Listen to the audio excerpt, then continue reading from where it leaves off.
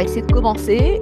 Donc merci à tous ceux qui sont déjà présents et certainement que certains vont nous rejoindre au cours de la soirée. Donc ce soir, nous sommes bien sur un atelier juridique, atelier qui va traiter bien sûr d'un sujet de copropriété.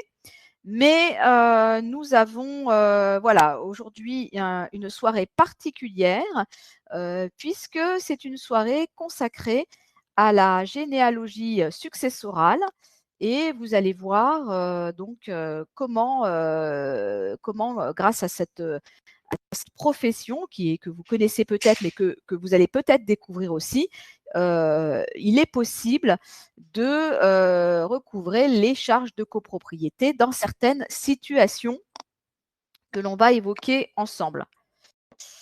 Alors, ce soir, donc, pour animer cet atelier, donc moi-même, Isabelle Dahan, fondatrice de mon immeuble, je serai là en support et pour prendre aussi vos questions tout au long de la soirée, peut-être pour lancer quelques petits sondages comme vous en avez maintenant l'habitude.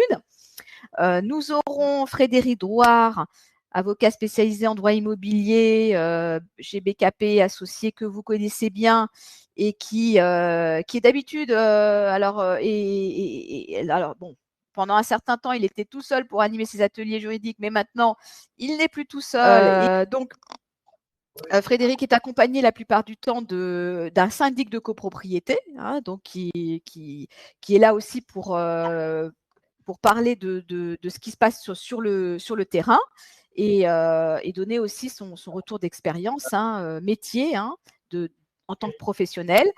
Et bien entendu, on ne pouvait pas parler de généalogie successorale sans faire intervenir un expert en la matière et une société reconnue pour bien sûr sa grande expérience, qui est Andrivo. Et donc, on a avec nous, on a la chance d'avoir avec nous Mathieu Andrivo, qui est le directeur général des archives généalogiques Andrivo. Donc, ce soir, on va vous expliquer à quel moment intervient le généalogie successorale, pourquoi il est nécessaire de faire appel à cette profession dans des cas particuliers en copropriété où on a un décès, où on ne connaît pas les héritiers et ça peut avoir des grosses conséquences comme on le verra parce que les charges pour ce lot de copropriété ne sont plus payées et donc les dettes vont s'accumuler petit à petit. On va avoir des charges impayées importantes, on va avoir des biens vacants, des défauts d'entretien, et donc voilà, tout ça, ça va être très préjudiciable pour tous les copropriétaires de cet immeuble. Donc, comment on peut faire pour y remédier? Est-ce qu'il y a une solution? Il y a plusieurs solutions, on le verra ensemble. Et il y en a une en particulier qu'on va évoquer ce soir qui peut vous soulager et qui est aussi très économique dans le sens où vous n'avez pas avancé d'argent. Voilà, on verra ça ensemble. Alors, je continue. OK. Juste un petit mot rapide pour vous rappeler que monimmeuble.com est le magazine en ligne de la copropriété qui vous a invité ce soir. Donc, vous avez quelques chiffres pour ceux qui nous ne connaissent pas encore. Et voilà, vous avez aussi des abonnements. Donc, je vous remettrai ça tout à l'heure dans le chat. Pour ceux qui souhaitent s'abonner, sachez que c'est possible. Vous avez des abonnements à l'année pour les copropriétaires. Et également un programme qui continue, qui se prolonge avec des ateliers juridiques. Donc, on va avoir maintenant, ça va être sur 2024, puisque là, c'est les derniers ateliers qui arrivent entre celui d'aujourd'hui et le rendez-vous copro de la semaine prochaine. Mais après, ça sera uniquement au mois de janvier. Donc, on aura à nouveau des ateliers juridiques à partir du 10 janvier sur le syndic de copropriété. Et on aura aussi en février à nouveau 2 ateliers, un en compta pour le des comptes et un autre sur les grandes copropriétés pour la partie juridique. Voilà. Donc ça, c'est pour les prochaines rencontres. Et donc, le rendez-vous copro mardi prochain sur pourquoi faut-il renégocier les contrats de la copropriété. Vous pouvez encore vous inscrire, il est encore temps. Et voilà, donc si vous voulez poser des questions, vous avez le chat, questions et réponses. Et à un moment donné, je vais lancer quelques petits sondages. Donc, vous pouvez aussi répondre au sondage. Et si je vous pose des questions, vous pouvez répondre dans le chat et on essaiera d'interagir. Et si vous voulez intervenir et prendre la parole, vous levez la main et on essaiera de prendre votre micro pour que vous puissiez vous exprimer en temps réel. Voilà, c'est bon pour ma petite présentation. J'arrête ça. Je vais revenir là-dessus. Alors, je vais vous demander à l'un et à l'autre, avant qu'on commence, de vous présenter, hein, et de nous dire un petit peu, déjà dans un premier temps, qui vous êtes, ce que vous faites, votre société, votre activité, pour qu'on vous connaisse un petit peu mieux. Donc on va donner la parole en premier peut-être à Mathieu Andriveau, qui est notre invité ce soir. Alors, bonjour, vous m'entendez déjà? Mathieu. Voilà, bonjour. Est-ce que vous m'entendez déjà? Oui, on entend, mais on a l'impression d'être dans une caverne, mais ça Moi, je vous arrive. entends très bien, vous avez une très belle voix, c'est merveilleux. Bon. Bonjour à toutes et à tous. Écoutez, moi je suis Monsieur Andriveau, je dirige une société qui a 200 ans et qui fait de la généalogie successorale. Alors c'est vrai que toujours un peu étonnant d'intervenir auprès des syndics parce que souvent les gens se disent mais qu'est-ce qu'un généalogiste successoral? Eh bien, vient ici nous parler de copropriété et en quoi un généalogiste peut intervenir dans des problématiques qui sont liées à des copropriétés. Donc voilà, je suis là pour vous expliquer tout ça le plus simplement possible, puisque ce n'est pas très compliqué. Il faut juste y penser. C'est comme beaucoup de choses qui paraissent évidentes, mais qui ne le sont pas quand on ne connaît pas. Alors, donc, on a déjà reçu quelques petites questions, mais qui sont peut-être précises. Donc, on va d'abord expliquer un petit peu plutôt dans les grandes lignes de quoi il s'agit et on reviendra après sur les questions. Frédéric, un petit mot peut-être de présentation?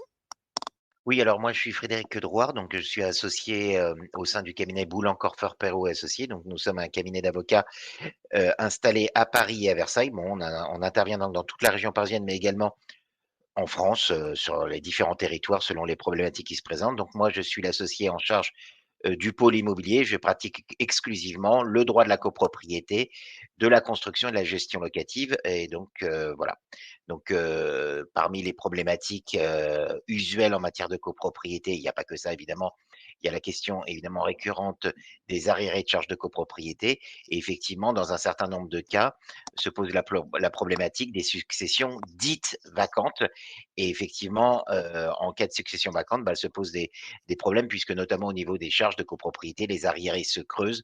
Alors, donc ça pose des problématiques. Donc, souvent les syndics nous mandatent aux fins de trouver une solution. Donc, ce qu'on fait nous, c'est qu'on mandate, enfin on dépose une requête afin de voir désigner les domaines, donc la Direction nationale d'intervention domaniale, la DNID.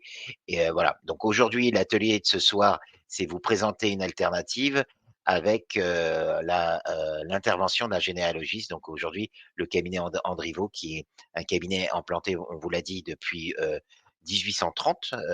Donc c'est un cabinet qui est installé à Paris et sur toute la France. Mais Monsieur Andriveau va pouvoir vous expliquer ça dans le détail et l'intérêt d'avoir recours à ces services. Voilà. Comment ça se passe donc justement quand on a ce problème dans une copropriété, un décès intervient, ça peut prendre des fois pas mal de mois, et on a un syndic de copropriété qui est bien ennuyé parce que bon il voit bien que il va y avoir une succession. Que normalement, quand tout se passe bien, on a des héritiers qui se manifestent. Et donc ça suit son cours, hein, bien entendu. Mais quand on est confronté à pas d'héritier ou pas d'héritier connu, comment on s'en sort alors? Est-ce qu'on a ce réflexe de se dire, est-ce qu'on va peut-être faire une recherche pour essayer de trouver ses héritiers peut-être? Ou alors, il n'y en a pas et on laisse tomber, on fait autrement. Voilà, donc c'est peut-être cette idée de réflexe qu'il faudrait avoir en disant, est-ce qu'il y a quelqu'un dont c'est le métier d'aller rechercher ses héritiers? Voilà. Alors Mathieu. Alors, comment vous expliquer? Donc la première chose, c'est de se dire, que ce soit d'ailleurs les copropriétaires ou les syndics de copropriété, alerter sur le fait que, eh bien, on n'a pas de nouvelles ni d'héritiers parfois, mais très rapidement, on sait s'il y a des enfants, des neveux et nièces. Généralement, on est un peu au courant, mais dès je dirais, 3 mois, 4 mois, quand eh bien, le syndic de copropriété voit que eh bien, les charges ne sont plus payées, qu'il n'a plus d'interlocuteur, si vous voulez, en face de lui, que les lettres reviennent, parfois elles reviennent NPAI, c'est-à-dire qu'on n'a plus de nouvelles, ou alors même on dit personne décédée, c'est-à-dire que même la Poste dit que les gens sont décédés. Bref, il faut sonner l'alerte, le tocsin, et se diriger pour les copropriétaires vers leur syndic, ou le syndic vers leur sachant, l'avocat qui les suit tout au cours de l'année, et se poser la question de savoir si eh bien, il y a une succession qui est ouverte. C'est la première chose qu'il faut se poser. Y a-t-il une succession qui est ouverte?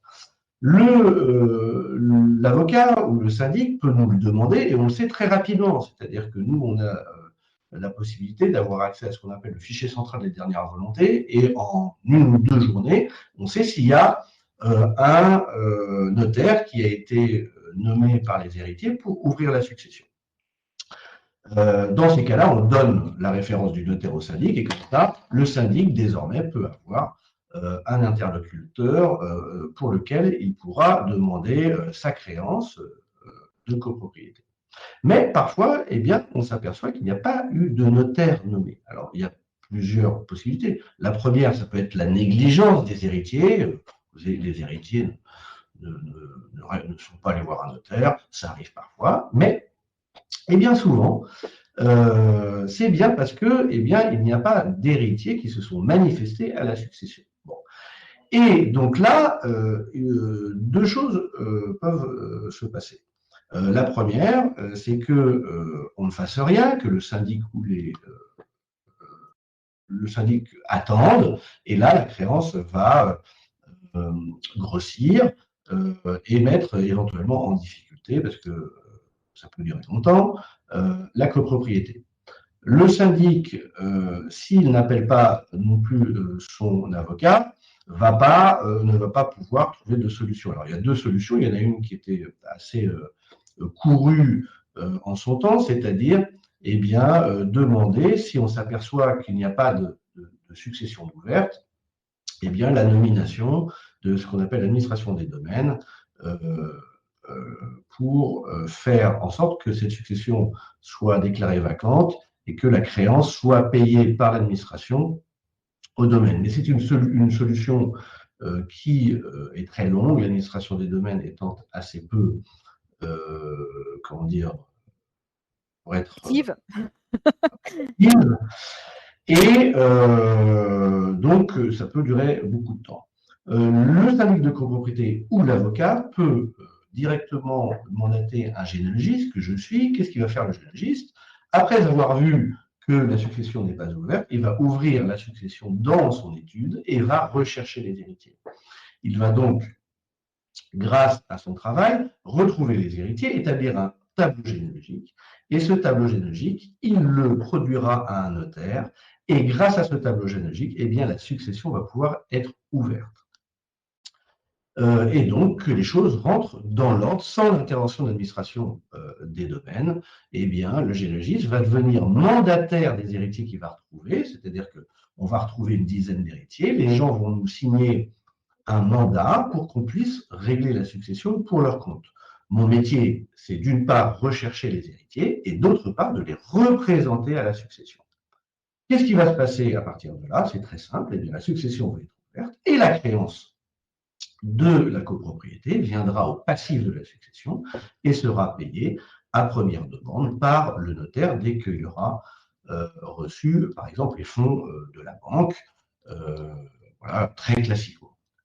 Bon, ce qui est important de savoir, c'est que dans ce cas de figure, c'est-à-dire quand on fait l'effort de savoir s'il y a un notaire ou pas, s'il n'y a pas de notaire, de mandater un généalogiste, eh bien, tout ça sera gratuit pour la copropriété. Pourquoi? Parce que moi, je ne vais pas demander d'argent à la copropriété, je ne vais pas travailler, je ne vais pas lui demander de l'argent, ce sont bien les héritiers que je vais retrouver qui vont me donner une part de ce qu'ils vont recevoir dans la succession.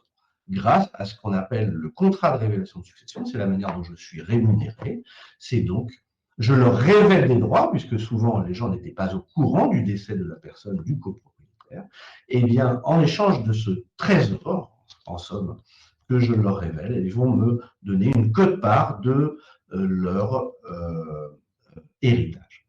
Bon, donc cette solution, elle est gratuite pour la copropriété, elle est extrêmement efficace puisque moi j'ai tout intérêt, si vous voulez, à produire un tableau généalogique le plus rapidement possible, vous l'aurez compris, parce que plus c'est long et moins et plus mes honoraires sont reportés plus avant, donc j'ai intérêt à ce que les choses aillent vite. Et donc pour la copropriété, c'est un gage d'efficacité que malheureusement nous ne pouvons pas associer à l'administration des domaines. Je pense que l'avocat qui est avec nous peut en convenir. Voilà. Bon, alors justement, on va demander à Frédéric s'il a déjà eu affaire à ce type de situation et qu'il est intervenu dans des copropriétés où bon, voilà, ce cas s'était produit. Et dans quelle mesure bon, son dossier avait pu avancer ou c'était réglé. Voilà, Frédéric, raconte-nous. Voilà. Alors, ça arrive assez fréquemment parce qu'en fin de compte, les syndics de copropriété ont une liste de copropriétaires. La loi de 65 nous dit que le syndic est tenu de tenir à jour une liste des copropriétaires. Encore faut-il que les copropriétaires leur déclarent à leur syndic leur changement de situation. Bon, nombre ne le font pas. Donc, vous avez des assemblées générales qui sont, enfin des ordres du jour qui sont adressés aux copropriétaires dont le syndic dispose du fichier. Mais il se trouve que si les fichiers sont pas à jour, les convocations sont adressées et puis en fin de compte, les copropriétaires n'assistent pas aux assemblées générales tout simplement parce qu'ils n'existent plus. Vous avez des lots vacants et on s'aperçoit là, la situation se révèle au grand jour lorsqu'effectivement, sur des lots déterminés, on a des arriérés de charges qui commencent à se creuser et là, le syndic dit: «Ah, là, il y a un souci» et effectivement, dans ce cas de figure, nombre de syndics nous contactent pour nous dire voilà, on a un problème, ce n'est pas payé. Donc nous, ce qu'on fait hors généalogiste, c'est de déposer une requête entre les mains du président du tribunal judiciaire du lieu de situation de l'immeuble et on demande la désignation des domaines, donc la direction nationale d'intervention domaniale, pour qu'elle soit nommée en qualité de curatrice de la succession dite vacante. Et effectivement, à ce moment-là, des délais existent et effectivement, nous, avocats, nous n'avons de cesse de relancer les domaines pour connaître l'évolution du dossier. Donc aujourd'hui, effectivement, l'objet de l'atelier, c'est de dire, il y a une alternative qui est effectivement l'intervention d'un généalogiste. Alors personnellement, je n'ai pas recours au service d'un généalogiste parce que ça m'est pas demandé et c'est tout l'intérêt de l'atelier de ce soir, c'est de dire qu'il existe une autre possibilité, d'où la présence de monsieur Andriveau, là, qui vous a décrit son canevas d'intervention dans ce type de situation. Voilà. Parfait. Alors, je vais vous demander à tous, peut-être, déjà savoir si vous avez des charges impayées suite à un décès dans votre copropriété. On ne sait jamais, il y en a peut-être qui sont dans ce cas de figure aujourd'hui et qui se posent la question de savoir comment on peut s'en sortir. Bon, apparemment non, pas encore. Donc voilà, on est dans la prévention aujourd'hui. Ah, si, il y en a un. Oui, attention. Il y a le compteur qui s'alimente. Donc oui, il y en a un qui est dans ce cas de figure aujourd'hui apparemment. Voilà. Donc bon, on n'est pas très nombreux ce soir, dommage parce qu'on aurait bien aimé vous soumettre ce sondage à un plus grand nombre pour voir un petit peu l'échantillon. Mais bon, voilà, on en a quand même un qui est concerné. Bon, très bien. Voilà, parfait. On va publier le sondage. Alors, ensuite, donc ça c'est bon, retour à la liste. Je vais vous demander aussi si vous avez déjà fait appel à un généalogiste en général. Voilà, hop, comme ça, vous allez nous dire si vous connaissez ce métier. Est-ce que vous connaissez ce métier de généalogiste? Est-ce que le généalogiste successoral, ça vous parle? Est-ce que vous en avez déjà entendu parler? Eh non, voilà. Donc c'est vraiment, là, on est dans une grande découverte. Hein, on en a toujours qu'un on en a toujours un il y en a qu'un qui est au courant, bah forcément c'est celui peut-être qui a un problème dans sa copropriété, donc il est au courant. Voilà, bon bah c'est parfait. OK, on va publier les résultats. Voilà. Bon, alors, on continue. Alors, peut-être maintenant on va revenir avec Mathieu Andriveau sur sur on a vu un petit peu le déroulement, le fait que la copropriété n'ait rien à payer. Est-ce que bon voilà en propriété, qui doit faire appel au généalogiste? Est-ce que c'est le syndic qui doit faire appel au généalogiste? Est-ce que c'est l'avocat peut-être qui est en charge de ce dossier de recouvrement des charges? Est-ce que c'est un simple copropriétaire qui peut faire cette demande? Qui va faire cette demande en définitive? L'initiative à partir du syndic, de toute façon, puisque le syndic, on rappelle les obligations, parmi les obligations du syndic, l'article 18 de la loi nous dit que, indépendamment des pouvoirs qui lui sont conférés par d'autres textes, là je cite l'article 18, le syndic doit procéder au recouvrement des créances du syndicat des copropriétaires. Donc de toute façon, si un syndic s'aperçoit qu'il y a un arriéré de charges de copropriété, il doit procéder à son recouvrement, et ce d'autant plus que, depuis quelques petites années maintenant, la prescription est abrégée puisque les créances, et là on est en matière de copropriété, se prescrivent en 5 années. Donc ça va très vite. Donc à partir du moment où vous avez un arriéré qui commence à exister, les 5 années passent assez vite, et donc vous avez tout intérêt à vérifier à ce que le syndic procède au recouvrement des créances de la copropriété. Donc effectivement, se pose la question quand on n'a pas de répondant en face et qu'on a a priori des lots vacants, et donc de successions dites vacantes, et d'où l'intervention possible d'un généalogiste comme on vient de vous l'indiquer. D'accord. Bon, Mathieu, quelque chose à ajouter peut-être? Oui. non, je pense que tout le monde doit être en alerte, en fait. Le copropriétaire, le syndic, et tout ce petit monde peut faire appel à l'avocat pour que lui nous-même nous mandate. Il faut savoir que la loi, dans un article du Code civil, qui est ce qu'on appelle l'article 36 de la loi sur les successions et libéralités, dit que le généalogiste peut être mandaté par toute personne qui a un intérêt direct et légitime.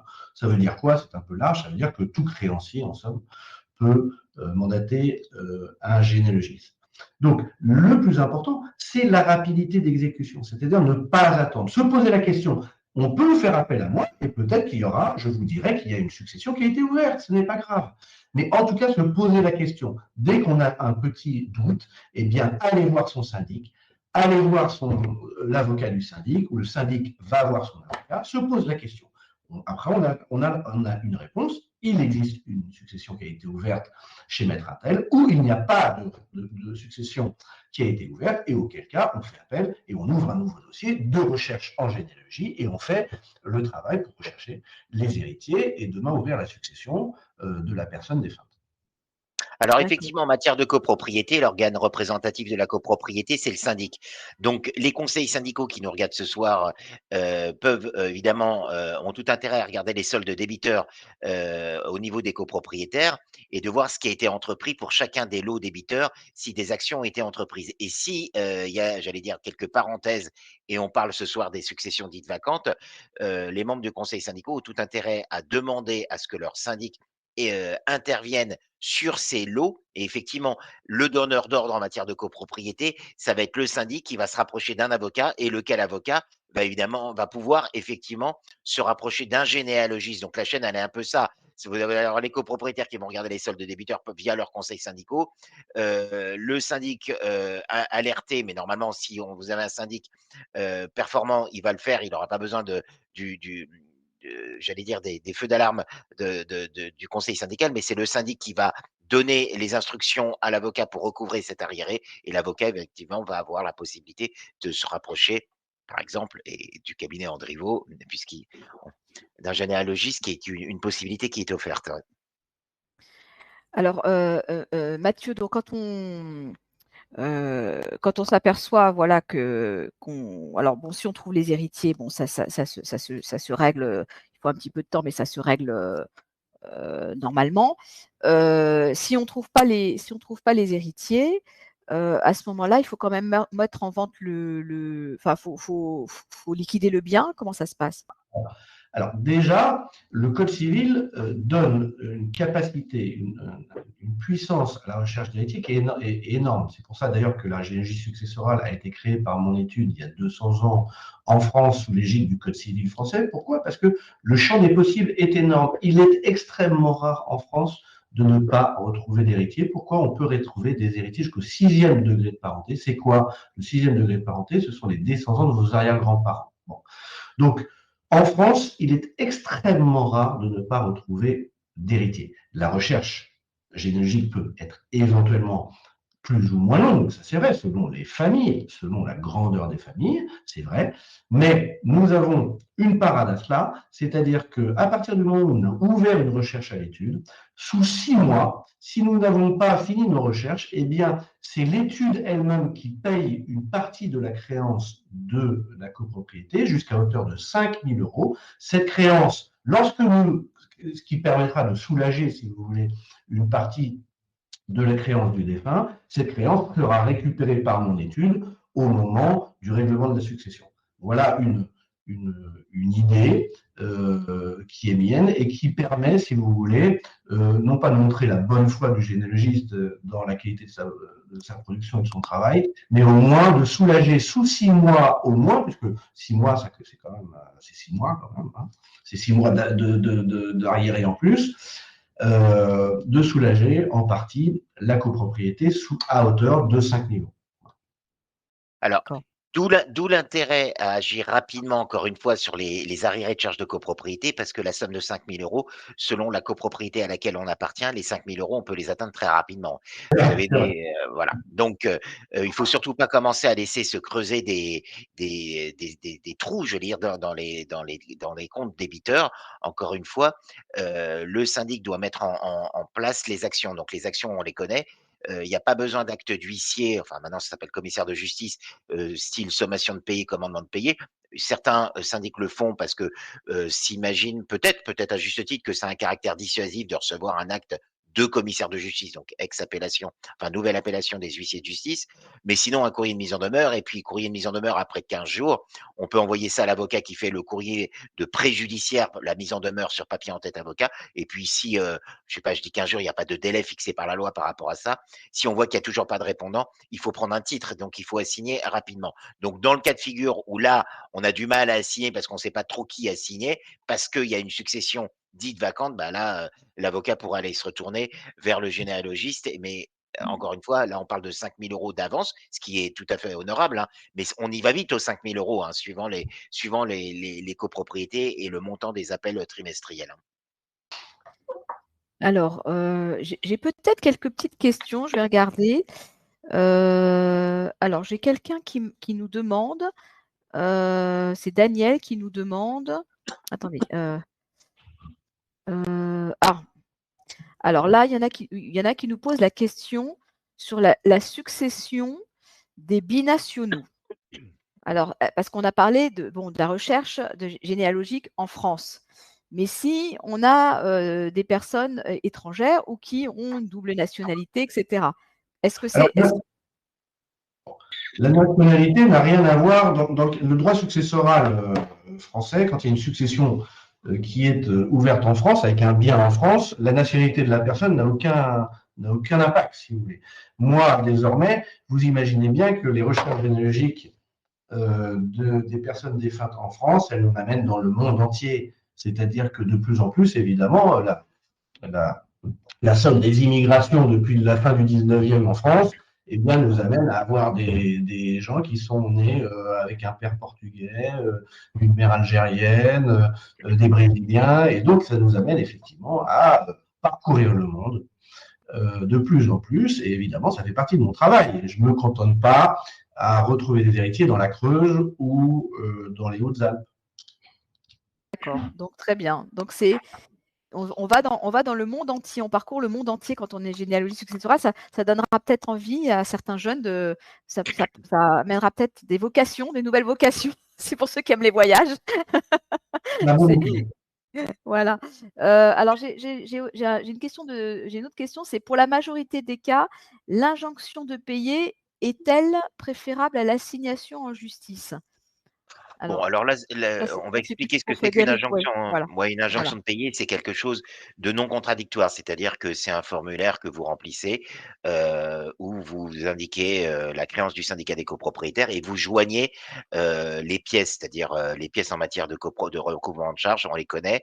C'est un décompte à jour de la dette, ça me paraît évident, mais voilà, et un décompte qui ne reprend pas de solde débiteur, c'est-à-dire un décompte qui part de zéro. S'il y a une reprise de solde débiteur non justifiée, le magistrat saisi déduira la somme. Et puis on joint les appels de charges et éventuels appels travaux quand il y en a depuis l'origine de la dette. On adresse également les procès-verbaux, enfin les convocations adressées aux copropriétaires pour bien justifier que le ou les copropriétaires des lots concernés ont bien été convoqués en vue d'assister aux assemblées générales, donc aux assemblées générales depuis l'origine de la dette. Si on veut un dossier complet, on adresse également les accusés de réception, justifiant que les convocations ont bien été adressées aux copropriétaires concernés. On joint également les procès-verbaux des assemblées générales depuis l'origine de la dette, les accusés de réception montrant que les procès-verbaux ont bien été notifiés aux copropriétaires pour bien démontrer que les délais de contestation de 2 mois des assemblées générales ont été expirés. On joint le contrat de syndic en cours. Donc, une injonction de payer, c'est non contradictoire. On joint ces documents. Le problème de l'injonction de payer, c'est que comme c'est pas contradictoire, le magistrat regarde les pièces dans son bureau seul, sans aucun argument autre que les pièces qui sont jointes, et la requête peut être refusée. Alors, si elle est refusée, il n'y a pas de souci. On peut, dans un deuxième temps, assigner le copropriétaire. Enfin, moi, je pense que l'assignation en paiement est toujours beaucoup est préférable parce qu'on on joint une assignation avec l'argumentaire dans l'intérêt du syndicat des copropriétaires et il y a quand même une audience sur lequel l'avocat peut étayer ses demandes écrites en expliquant brièvement l'objet de sa demande. Donc l'injonction de payer, oui, ça existe, mais en fin de compte, c'est pas si pratiqué que ça en définitive. On va plutôt en assignation. On rappelle aussi la règle selon laquelle maintenant pour les recouvrements de créances, donc en matière de copropriété, recouvrement de créances de charges de copropriété, lorsque les demandes sont inférieures à 5 000 €, on a une phase de conciliation ou de médiation. Alors généralement, on opte pour la conciliation pour la simple raison, c'est que c'est gratuit, un médiateur, c'est payant. On saisit un conciliateur de justice, lequel a pour mission de tenter de trouver une conciliation. Mais lorsqu'on parle de recouvrement de créances, la conciliation, elle est vite vue. Si un copropriétaire est débiteur de 3 743 €, eh bien, le syndicat va vouloir récupérer ces 3 743 €. Donc, la conciliation, il y a pas de conciliation ou peu possible dans la mesure où, évidemment, une copropriété est en droit de recouvrer les créances qui lui sont dues au centime près. Voilà donc très brièvement le schéma. Donc, l'injonction de payer, personnellement, je pense pas que ce soit la meilleure solution. OK. Mathieu, alors qu'est-ce qu'on n'a pas encore dit sur la mission du généalogiste successoral? Qu'est-ce qu'on pourrait dire encore pour convaincre les copropriétaires. Et parce que c'est vrai qu'on n'a pas beaucoup de questions ce soir. Alors bon, il faut qu'on fasse les questions et les réponses. Donc, qu'est-ce qu'on pourrait mettre en avant? Moi, ce qui est important, c'est déjà que c'est très sympa que les gens aient été intéressés par le sujet, parce que c'est vrai que ça paraît un peu incongru, ce généalogiste là qui vient parler à des copropriétaires et à des syndics. Mais je dois faire œuvre de pédagogie pour que mon métier soit reconnu, enfin connu, si vous voulez, auprès du plus grand nombre, pour que les réflexes changent. Pourquoi? Parce qu'aujourd'hui, eh bien, l'administration, notamment l'administration des domaines, à gérer ces problèmes-là. Et au-delà du fait qu'ils soient désormais mes principaux concurrents, l'administration, eh bien, j'ai quand même des arguments, le généalogiste a des arguments à faire valoir qui sont de grande qualité, la réactivité, la gratuité et accessoirement, quelque chose qui me tient à cœur, et que l'avocat qui est avec nous comprendra, c'est que je suis là aussi pour faire respecter le droit. Et que les successions vacantes étant très rares en France, eh bien, rechercher les héritiers, c'est faire respecter le droit successoral. Accessoirement, l'administration des domaines, en l'occurrence, ne recherche pas les héritiers, c'est-à-dire que l'héritage va à l'État et ne va pas aux héritiers qui ont le droit de recevoir l'héritage de leur aïeul. La loi n'est donc pas respectée. Voilà aussi un message important, c'est-à-dire que ça peut nous arriver à tous. Hein. On peut être appelé par un généalogiste tous une fois dans notre vie, et donc il est important de se dire que les héritiers sont la continuation de la personne défunte en droit, et donc il y a cet effort à faire. Et donc je suis là pour faire le lien, je dirais, entre la personne défunte et les héritiers, au service de tous les créanciers d'une succession possible, et les syndics de copropriété en sont un exemple. Alors, j'essaie de voir un petit peu, mais bon, alors les questions qui sont posées ne sont pas forcément des questions dans le sujet. Donc, Frédéric, tu regarderas ça, hein, tu as des choses dans le chat, mais bon, c'est pas lié forcément au sujet d'aujourd'hui. On a des questions, mais bon, en fait, voilà, pour eux, c'est un décès dans la copropriété et ça s'arrête là. Donc, il y en a qui vont vous parler de bail locatif qui continue avec l'héritier, d'autres qui vont vous dire il y a un propriétaire qui est décédé depuis 50 ans dans ma copropriété, Ah oui, mais voilà, c'est bizarrement les impôts, les charges sont payés par une autre personne, mais on ne sait pas qui. Est-ce qu'il y a Ça, c'est un dossier possible. Hein. Ça, c'est un dossier possible. Non, mais c'est vrai. Parce que vous avez des gens qui se mettent à la place d'autres gens, parce que le bien est vacant. C'est une technique d'ailleurs de prescription, c'est-à-dire d'usucapion, que voilà, les gens pensent qu'en payant les taxes pour quelqu'un d'autre, eh bien, ils vont pouvoir devenir propriétaire un jour, ce qui est beaucoup plus compliqué que ça.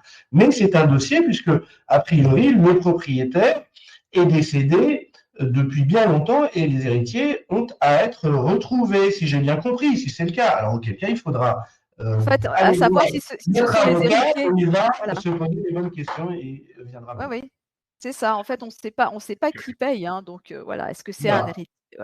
La question, c'est un vrai héritier, mais ça m'étonnerait, parce que quand les personnes sont mortes il y a 50 ans. Voilà, oui, alors, bon, voilà, on vous enverra, on vous mettra en relation. C'est Jean-Jacques Scharf qui pose la question. On vous mettra en relation avec lui. Peut-être que ça pourra aider. Il aura peut-être la réponse à sa question. Je vois la question de Madame Anne-Marie Renner, effectivement, concernant une de ses locataires âgés. Le bail n'est pas soumis à la loi du 6 juillet 89. C'est là les articles du Code civil, etc. Donc, avec un peu d'anticipation, je rappelle aux gens qui nous regardent et qui sont adhérents au site Mon Immeuble qu'ils ont une ligne téléphonique à leur disposition les jeudis et vendredis. Donc, qu'ils posent leurs questions au site Mon Immeuble, qui me sont répercutées. Et par ce biais-là, je pourrais répondre à Madame Renner. Mais là, on n'est pas vraiment dans la thématique de ce soir. Voilà. On n'est pas dans le sujet et on répond qu'aux questions du sujet. Donc, voilà, si vous êtes abonné, évidemment, vous savez que vous pouvez nous envoyer vos questions et par email à permanence-juridique@monimmeuble.com et qu'on transmet ça à Frédéric qui vous rappelle après pour vous répondre. Hein, donc, Alors il n'y a pas effectivement, de... il y a cette question de dire oui, il y a in fine, il y a toujours la possibilité effectivement de procéder à la vente forcée du lot. Donc c'est la vente judiciaire des lots, la vente par adjudication plus communément appelée. Donc encore faut-il obtenir un titre vis-à-vis du lot une fois quand on a obtenu une décision de justice pour obtenir les condamnations dues ou des copropriétaires débiteurs. Eh bien effectivement, lorsque les moyens d'exécution classiques sont inopérants, c'est-à-dire les saisir sur compte bancaire. Donc, le commissaire de justice a recours au fichier FICOBA, regarde si la personne qui est là ou les personnes condamnées sont titulaires de compte et voir s'il y a des saisies sur compte bancaire qui sont possibles. Lorsque c'est inopérant parce que les comptes sont pas créditeurs ou trop peu en tout cas, lorsque les lots ne sont pas loués et donc il n'y a pas possibilité de saisir les loyers qui sont encaissés par les copropriétaires débiteurs. Bon, je prends les deux voies les plus classiques. Effectivement, la voie ultime, c'est la vente judiciaire des lots, c'est-à-dire la saisie des lots. Donc, c'est voté en assemblée générale de copropriété. Il faut autoriser son syndic à poursuivre la vente judiciaire des lots, la vente forcée donc des lots. Et donc, c'est le dernier moyen qui peut effectivement être mis en action. Ok. Alors après, il y a un monsieur qui insiste là sur j'ai pas bien compris, donc là, il faudrait préciser, voir Frédéric, si tu peux lui demander. Sûr. Il parle d'un propriétaire, d'un copropriétaire qui est étranger, qui est absent, et il y a des problèmes de règlement. Donc voilà, donc c'est plutôt un problème d'impayé de charges. Non, mais s'il y a un problème d'impayé, la personne est de nationalité étrangère, si on n'a pas ses coordonnées, et cetera, on l'assigne au lieu de situation de l'immeuble. Le principal, c'est d'obtenir un titre, un jugement. Donc, une fois qu'on a obtenu ce jugement, si le copropriétaire ne donne pas ses coordonnées, qu'est-ce que vous voulez qu'on fasse? Qu'est-ce que vous voulez que le syndic fasse? Bah, il l'assigne au domicile, enfin, à l'adresse Oui, connue, c'est le lieu de situation connu. de l'immeuble, connu, et on obtient un titre par Voilà. rapport à ça. Donc, il n'y a pas de difficulté. Ça, c'est pas une difficulté. Mais là aussi, monsieur pourra m'appeler s'il souhaite, puis on échangera de vive voix en fin de semaine. Ouais. D'accord. Ok, ça marche. Alors Mathieu, bah, on va peut-être faire un petit mot de conclusion pour clôturer cet échange. Moi, je pense qu'on a fait à peu près le tour de la question, mais peut-être moi j'aimerais en savoir un petit peu plus quand même sur Andrivo, parce on n'a pas dit grand-chose en fait. Vous avez quand même une histoire, vous avez quand même. Moi, j'ai pu visiter les archives Ah, moi et aussi, je les ai vus aussi. voilà, Pour celui qui ne j'aimerais, connaît pas, c'est il saisissant. Hein. faudrait quand même qu'on explique un petit peu, bon voilà, la matière, hein, avec quoi vous travaillez et pourquoi vous arrivez à aboutir comme ça le plus souvent dans vos recherches. C'est quand même impressionnant ce que vous avez entre vos mains. Alors, c'est vrai que c'est une vieille entreprise, c'est un artisanat. J'aime bien dire que je suis un artisan. Moi, je appartiens à la 6e génération de généalogistes de ma famille. Vous voyez, c'est une vieille entreprise française. Elle vient bientôt de devenir enochienne, ce qu'on appelle enochienne, c'est-à-dire que, au moins 6 générations se sont succédées avec le patronyme d'au moins un des associés de l'entreprise. Alors, c'est une vieille entreprise qui travaille sur les bases de toutes les données que la France peut nous donner. Nous avons une dérogation du procureur de la République pour pouvoir avoir accès à l'état civil, puisque c'est l'état civil qui est la base de notre travail, et nous avons donc le droit de voir des choses que les gens n'ont pas le droit de voir, c'est-à-dire les états civils de moins de 75 ans. Voilà. Pour le vulgus pecum, les gens, eh bien, on n'a pas le droit, ben, nous, on a le droit. C'est grâce à notamment l'état civil que nous arrivons à faire, et si vous voulez, les arbres généalogiques. Et évidemment, il y a plein d'autres sources documentaires qui viennent composer, si vous voulez, ce champ, ce faisceau d'informations qui, à la fin, quand on a recoupé toutes ces informations, eh bien, font en sorte que, eh bien, nous ayons un arbre généalogique le plus précis possible. Et on essaye de faire le mieux possible. On essaie d'oublier personne. Voilà, même si on a des obligations de moyens et que parfois, eh bien, effectivement, les enfants naturels sont un peu difficiles à retrouver. Ça arrive, mais c'est très rare. Donc voilà, c'est un très beau métier. que je fais perdurer dans ma famille. Je travaille avec ma sœur et nous sommes présents dans toute la France. On est 130 et donc on essaye de faire vivre tout ça. Et pour faire vivre une entreprise comme la mienne, d'artisanat, eh bien, il faut qu'il y ait des gens qui nous fassent travailler. Alors c'est pour ça que je suis là. C'est le propre de toutes les activités, effectivement, ça je vous confirme. Voilà. Alors bon, je pense que des décès, il doit y en avoir tous les jours. Donc ça c'est sûr, en copropriété comme ailleurs. Maintenant, bon, voilà, on pense en général que les héritiers se manifestent, hein, c'est plutôt dans leur intérêt. Mais bon, ça peut arriver quand même que, ben voilà, que ce soit des personnes qui n'ont plus de relation avec leur famille ou voilà, ou qui ne sont pas au courant exactement de ce qui s'est passé à un moment donné dans leur descendance. Donc voilà, il y a peut-être des surprises aussi. Bon, mais c'est important en tout cas de comprendre le lien entre le fait d'avoir ces logements qui se retrouvent vides et qui ne où personne ne peut à ce moment-là interagir avec la copropriété pour répondre aux obligations qui sont celles de payer au moins ses charges, parce que bon, il peut y avoir d'autres obligations, mais au moins de payer. Et puis, il peut y avoir aussi le manque d'entretien, ça c'est très embêtant, mais il peut y avoir aussi des dégâts, des fuites, des effondrements, des choses comme ça. Donc ça peut être aussi très dangereux en termes de sécurité de laisser un logement comme ça vide. Donc il faut absolument essayer de comprendre ce qui se passe et s'intéresser peut-être aussi à ce voisinage, parce qu'on sait aussi que parfois il y a des personnes qui décèdent et personne ne s'en rend compte, hein. Personne ne s'en rend compte et ça Alors peut au-delà durer. des alors Bon, effectivement, au-delà des charges impayées, il peut y avoir des situations où effectivement on a besoin de pénétrer dans les appartements, qui sont inoccupés depuis ça peut être depuis, X années, lorsque notamment vous avez des dégâts des eaux. Alors ça, c'est très classique. On a des dégâts des eaux où, le syndic fait venir un plombier, lequel plombier regarde évidemment en premier les parties communes et ce plombier, à un moment donné, va expliquer au syndic qu'il a besoin de pénétrer dans un appartement. Sauf que l'appartement étant une partie privative, hein, par définition, le syndic ne peut pas, quand bien même le syndic aurait les clés du logement, il ne peut pas ouvrir le logement et il ne peut pas le faire ouvrir par un serrurier. Il faut un titre.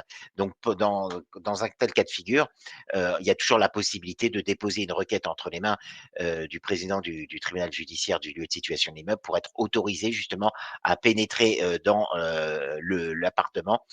Notamment, je parle du dégât des eaux parce que ça, c'est un des cas classiques. Il y a possibilité. Donc, ça m'arrive souvent d'être mandaté par des syndics de copropriété où effectivement on dépose des requêtes pour être autorisé à pénétrer dans les appartements. Donc la succession soit vacante ou en tout cas inconnue, ne s'est pas manifestée, etc. Il y a toujours la possibilité d'intervenir. Voilà. Et les délais sont pas très longs d'ailleurs. bon, bah, tant mieux, parce que bon, c'est voilà, et ça peut les dégâts des eaux, il y a pas pire et ça peut ruiner un immeuble. Donc De toute il façon, faut un appartement qui est, où on n'a pas du tout de répondant, j'allais dire, c'est jamais bon de ne pas savoir qui est le propriétaire. Donc on a tout intérêt à savoir qui est le propriétaire et que le ou les copropriétaires concernés se manifestent. Donc voilà, faut activer quand même la chose. On peut pas laisser les choses, telles quelles. OK. Bon, bah, je pense qu'on va vous remercier, parce que bon, on a quand même évoqué, toute la question. Je pense que ceux qui ont participé, bon, bah, n'ont pas trop interagi, donc je vais quand même vous demander, parce qu'on va bientôt clôturer cet atelier. Est-ce que vous avez quelques questions à poser, à Mathieu Andriveau? Est-ce que vous avez encore quelques questions? Parce que après, ben, ça sera trop tard, hein. Donc voilà. Après, bon, on pourra toujours envoyer vos questions à nos intervenants, bien entendu, mais voilà, ça ne sera pas enregistré. Donc pour ceux qui voudront revoir le replay derrière, eh ben, ils n'auront pas forcément la réponse. Voilà, donc on nous dit que ma fille a eu ce problème, elle a eu une fuite sur l'appartement du dessus sans copropriétaire identifié. Ben oui, on sait bien que c'est des choses qui arrivent, hein, ça, c'est le courant de la copropriété, ça, on sait bien. On sait bien que ça arrive à tout le monde et plus qu'on ne le croit. Bon, bah donc alors Mathieu Andriveau, si on veut vous contacter, là maintenant on arrive au moment important, au moment Ah, si important. on veut me contacter? Oui, voilà, si on veut vous contacter, comment on vous trouve? Ah bah Voilà. écoutez, c'est très simple. Et je dirais, c'est comme à la télévision. Non, vous allez, ben, écoutez, il y a un site internet qui s'appelle, c'est pas compliqué, andrivo.fr, et vous verrez toutes les coordonnées, que vous soyez à Lyon, à Limoges, à Paris, ou à Maubeuge. Voilà. Voilà, donc il y a de la proximité, peu importe où on est, on a quelqu'un qui pourra Exactement. répondre et qui pourra intervenir sur toute la France, c'est magnifique. Bon, et en Voilà. plus, bon, bah, de toute façon, on est là pour transmettre les coordonnées et parler de Les gens peuvent vous demander à vous. Voilà. voilà, exactement, et on saura les rediriger. Frédéric, un petit mot de la fin pour conclure? Bah, écoutez, je pense qu'on a offert aux copropriétaires qui nous regardaient une autre possibilité que, effectivement la saisine des domaines. Je pense que si on a des copropriétés qui sont un peu dubitatives, bah, c'est toujours pareil. Il faut prendre un dossier pilote, que le syndic, bah, demande à son avocat de contacter, le cabinet Andriveau et puis, c'est ce qu'on appelle, vous savez, dans le code civil, on appelle ça de la vente à la dégustation, c'est-à-dire il faut l'essayer pour l'approuver. Donc, que les copropriétaires qui nous regardent et qui, par exemple, auraient contact avec moi, bah, on aura recours au service du cabinet Andriveau et peut-être que sur un dossier, ça va leur, ouvrir des mirettes et de dire qu'il y a d'autres possibilités de, s'occuper de ces fameux successions dites vacantes. Alors je dis succession dite vacante parce que, lorsque j'ai rencontré, monsieur Mathieu Andriveau, je parlais de succession vacante et il m'a rectifié, il avait bien raison, de succession dite vacante. C'est tout ça pour vous dire que monsieur Andriveau, prend l'engagement de retrouver les successions. C'est ce que vous expliquez. C'est pour ça que les successions sont dites vacantes, mais ne sont pas vacantes. Voilà. Alors, on a quand même dans nos participants de ce soir, nos copropriétaires, hein, on a monsieur Pouzzol, hein, le fameux monsieur Pouzzol qui, a fait appel au service d'Andriveau pour justement rechercher, le copropriétaire de l'appartement du dessus dans lequel, une fuite était, donc vous avez été mêlés à cette histoire? Donc voilà. Donc je sais pas. Alors, est-ce que la copropriétaire a été trouvée ou pas? Peut-être que ça serait intéressant que monsieur Pouzzol nous en dise un peu plus. Mais voilà, en tout cas, apparemment, donc dans ce cas de figure d'un problème de fuite dans l'appartement du dessus sans copropriétaire identifié, vous êtes intervenu. Donc voilà, donc je fais bien d'en parler.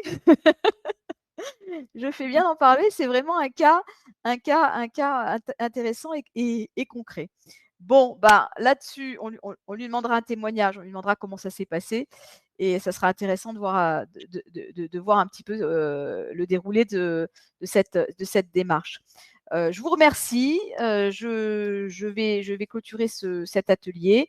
Je rappelle que, on n'a pas encore, fini l'année, hein, on est un peu dans les préparatifs et les festivités de fin d'année, mais on a encore des événements à venir et notamment le rendez-vous copro de la semaine prochaine. Donc surtout, si vous êtes intéressé par la négociation des contrats en copropriété, il faut venir et vous inscrire. Et en tout cas, on continuera à vous donner des informations et vous pourrez suivre l'actualité de la belle société Andriveau dans les pages de monimmeuble.com, puisque bien sûr, vous l'avez compris, nous sommes partenaires et que nous relayons toutes les informations sur la généalogie successorale dans nos pages pour que nos lecteurs puissent en prendre connaissance et faire appel à ces services qui peuvent vraiment les aider. Et on en est tous convaincus Donc surtout, n'hésitez pas et on vous donnera bien sûr les coordonnées de Mathieu Andriveau, de sa société et vous avez aussi la possibilité de contacter Frédéric Drouard, maître Frédéric Drouard, que vous connaissez bien également. Voilà, je vous souhaite une très très belle soirée, je vous remercie et je vous dis à bientôt dans les pages de moneymode.com. Voilà, Merci, bonne merci à soirée. vous deux. Merci. Merci, à bientôt. À bientôt, au revoir, merci.